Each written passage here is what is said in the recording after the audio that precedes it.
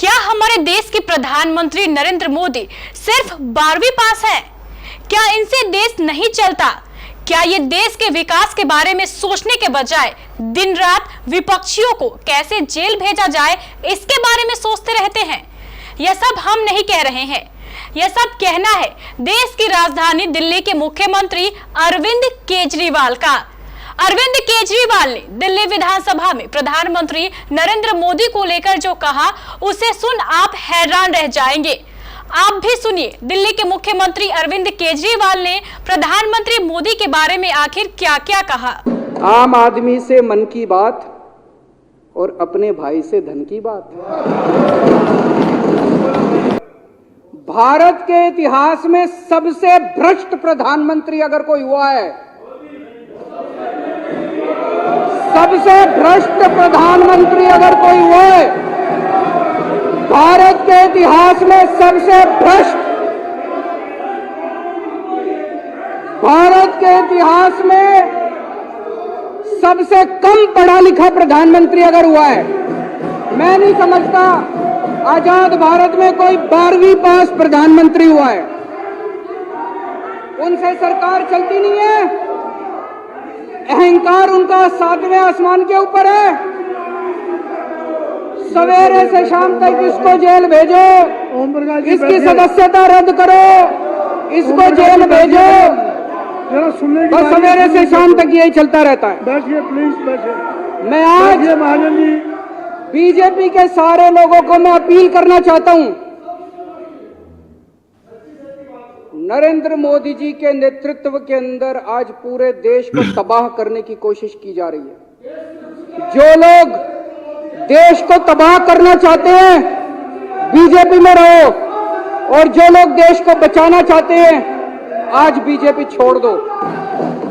अभी मैं देख रहा हूं कुछ दिनों से प्रधानमंत्री जी जगह जगह एक बात बोल रहे हैं, बोले ये ईडी और सीबीआई ने सारे भ्रष्टाचारियों को एक मंच पे इकट्ठा कर दिया। ईडी और सीबीआई ने सारे भ्रष्टाचारियों को एक थोड़ी सी स्टेटमेंट तो सही है, थोड़ी सी गलती है। ईडी और सीबीआई ने इस देश के सारे भ्रष्टाचारियों को एक पार्टी में इकट्ठा कर दिया, मंच पे इकट्ठा नहीं किया, एक पार्टी में, इनकी पार्टी में इकट्ठा कर दिया सारे भ्रष्टाचारियों को। ईडी वाले आते हैं, सीबीआई वाले आते हैं, रेड मारते हैं, यहां बंदूक रखते हैं, कहते हैं बता जेल जाना है कि बीजेपी में जाना है। मनीष की यहां भी बंदूक रखी, बोले बता जेल जाना है कि बीजेपी। मनीष बोला जेल मंजूर है, बीजेपी में नहीं, मर जाएंगे लेकिन बीजेपी में नहीं जाएंगे। सतिंदर जैन के यहां बंदूक रखी, बोला जेल जाना है कि बीजेपी में जाना है, बोला बीजेपी में नहीं जाएंगे, मर जाएंगे। हेमंत विश्व शर्मा के यहां बंदूक रखे, बोला बीजेपी मंजूर है। क्यों? उसने चोरी कर रखी थी, इन्होंने चोरी कर नहीं रखी दोनों ने, तो इनको पता है 6-7 महीने रख लेंगे, उसके बाद तो बाहर आना ही है, कुछ करा नहीं है, इससे फालतू क्या है। बेल तो मिलनी है, आज नहीं मिलेगी, कल मिल जाएगी, कल नहीं मिलेगी, परसों मिल जाएगी। नारायण नराने के यहां बंदूक रखी, बोला जी बीजेपी में जाएंगे। वो शुभेंदु, ये जितने उदाहरण दे रहे थे, शुभेंदु अधिकारी, मुकुल रॉय, यहां बंदूक रखी, उन्होंने चोरी कर रखी थी, घोटाले कर रखे थे। देश के जितने लुच्चे लफंगे लुटेरे डाकू चोर हैं, सारे के सारे अब एक ही पार्टी में हैं, बीजेपी में। तो समय एक जैसा नहीं रहता, समय बदलता है। आज इनकी सरकार है, आज मोदी जी प्रधानमंत्री हैं, हमेशा तो नहीं रहेंगे, कल तो जाएंगे ही जाएंगे, कभी ना कभी तो जाएंगे ही। उस टाइम भ्रष्टाचार मुक्त भारत होगा। कैसे? जितने चोर उचक्के हैं सारे एक ही कमरे में हैं, उनको पकड़ने में बड़ी आसानी होगी, ज्यादा जांच नहीं सकती।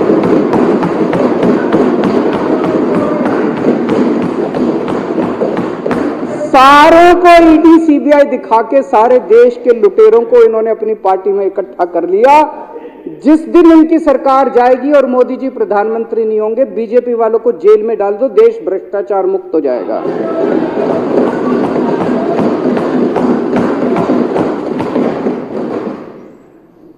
अध्यक्ष महोदय, प्रधानमंत्री जी को भगवान ने बहुत बड़ा मौका दिया था। इस देश की जनता ने बहुत बड़ा, इतना भारी मैंडेट दिया था। वो चाहते तो इस देश की सूरत बदल सकते थे, कुछ भी कर सकते थे। वो चाहते तो इस देश को कहीं ना कहीं का कहीं ले जा सकते थे। क्या किया उन्होंने? देश में लूट मार, नफरत, लड़ाई झगड़ा। आज हर आदमी डरा हुआ है देश के अंदर।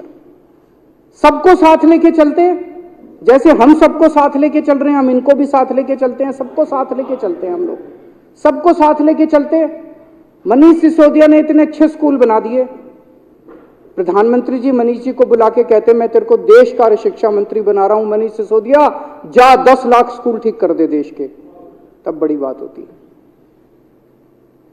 उनको इतना बड़ा मौका दिया देश के लोगों ने कि कुछ का कुछ कर सकते थे, लेकिन उन्होंने सारा मौका, आज सारे डरे हुए हैं। कल एक बड़ा इंडस्ट्रियलिस्ट आया था मेरे से मिलने के लिए, बोला जी एक एक करके सब लोग इंडिया छोड़ के जा रहे हैं, सब इंडिया छोड़ के जा रहे हैं, विदेशों की सिटीजनशिप ले रहे हैं। क्यों? क्या जरूरत पड़ गई? बोले कभी ईडी, कभी सीबीआई, कभी इनकम टैक्स, कभी फलाना, कभी ढिमका। ऐसा डरा रखा है, सब लोगों को इन्होंने डरा रखा है। किसी को काम नहीं करने देते, ना खुद काम करते, ना किसी को काम करने देते, किसी को जीने नहीं देते, सब लोगों को डरा के रखते हैं। ये भी डरे पड़े हैं। ऐसा नहीं कि ये 2 को छोड़ के बाकी सारी बीजेपी भी डरी पड़ी है, बाकी सबका इनका भी यही हाल है। मीडिया को डरा रखा है। मीडिया वाले जब उलट सुलट गंदी खबरें, गलत खबरें दिखाते हैं, कई लोग गालियां देते हैं मीडिया को।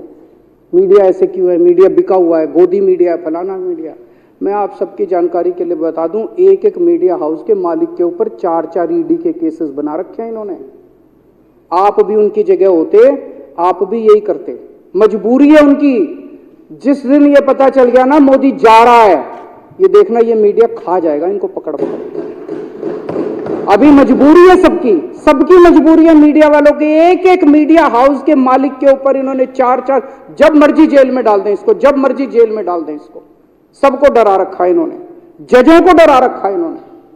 देश के सारे जज डरे पड़े हैं, सुप्रीम कोर्ट के जज डरे पड़े हैं, हाई कोर्ट के जज डरे पड़े हैं, डिस्ट्रिक्ट कोर्ट के जज डरे पड़े हैं, पत्रकार डरे पड़े हैं, रिपोर्टर डरे पड़े हैं इनसे, इंडस्ट्रियलिस्ट डरे पड़े हैं। जितनी ऑपोजिशन की सरकारें, किसी को नहीं चलने देते। हमारी पंजाब में सरकार है, इस बार बजट सेशन नहीं होने दिया उनको। पंजाब सरकार का बजट सेशन कराने के लिए सुप्रीम कोर्ट से आदेश लाना पड़ा। गवर्नर कहता है, मैं फाइल जाती है ना हाउस की प्रोसीडिंग होने के लिए, फाइल जाती है एलजी साहब के पास, जैसे वहां गवर्नर के पास जाती है, वो तो फुल स्टेट है। गवर्नर फाइल लेके बैठ गए। एक दिन भगवंत मान जी ने कोई चिट्ठी लिख दी थी गवर्नर साहब को, गवर्नर साहब को वो चिट्ठी पसंद नहीं आई, बोले मैं फाइल नहीं साइन करूंगा, बजट सेशन नहीं होगा। ये तो हद हो गई यार, बजट सेशन नहीं होगा, ये क्या बात हुई? सुप्रीम कोर्ट में भगवंत मान को जाना पड़ा, सुप्रीम कोर्ट में आदेश लेके आए। अभी तेलंगाना सरकार सुप्रीम कोर्ट गई हुई है, बता रहे 12 बिल के ऊपर 6 महीने से गवर्नर बैठा, साइन नहीं कर रहा। किसी अपोजिशन की सरकार को काम नहीं करने देते। ये क्या कर रहे हैं ये लोग? ऐसे देश तरक्की करेगा? भगवान ने बहुत बड़ा मौका दिया था, लेकिन इन्होंने पूरा मौका गवा दिया। मेरी अंत में इनसे यही गुजारिश है कि ये confidence no confidence, confidence no confidence, अब ये खेल खत्म करो यार। ट्राई करके देख लिया, नहीं बिकने वाले ये लोग। वाह रे शासन तेरा खेल, ईमानदार को हो गई जेल।